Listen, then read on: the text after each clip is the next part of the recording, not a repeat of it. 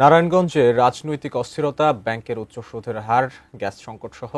নানাবিধ কারণে গেল এক বছরে 40টি তৈরি পোশাক শিল্প কারখানা স্থায়ীভাবে বন্ধ হয়ে গেছে। অস্থায়ীভাবে আরও বন্ধ রয়েছে অন্তত 20টি।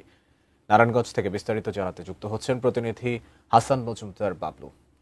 বাবলু, নারায়ণগঞ্জে এর আগে যে 40টি পোশাক শিল্প কারখানা বন্ধ হয়েছে, এটা পরেও আরো অস্থায়ীভাবে যে 20টি কারখানা বন্ধ হওয়ার পথে, এ বিষয়ে কারখানার মালিক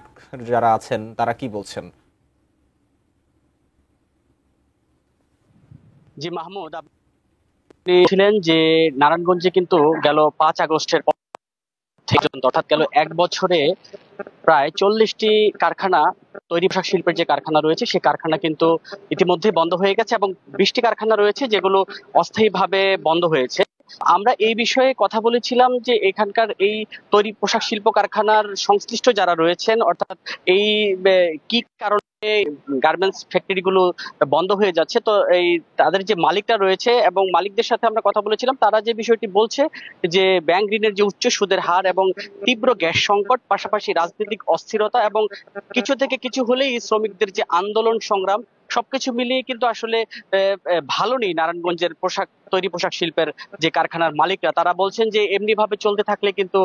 ফ্যাক্টরি চালানো আসলে তাদের পক্ষে খুব বেশি সম্ভব হবে না বলে তারা আমাদেরকে নিশ্চিত করেছেন। আমি আসলে এই মুহূর্তে যেই ফ্যাক্টরি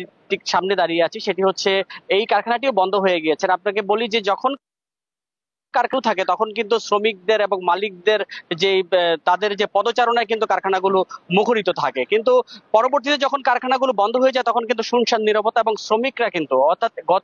আমরা যদি বলি যে 40টি কারখানা স্থায়ীভাবে বন্ধ হয়েছে এবং যে 20টি কারখানা অস্থায়ী ভাবে বন্ধ রয়েছে, সেই কারখানাগুলোর যে শ্রমিকরা রয়েছে প্রায় লক্ষাধিক শ্রমিক কিন্তু তারা এই পেশা থেকে বিভিন্ন জায়গায় তারা চলে গিয়েছেন এবং তারা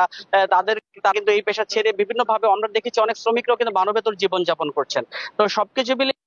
আমরা ছিলাম নারায়ণগঞ্জের যে শিল্পের অন্যতম সংগঠন বিকেএমই এবং চেম্বার অফ কমার্সের সভাপতি যারা রয়েছেন তাদের সাথে কথা বলেছিলাম। তারা বলছে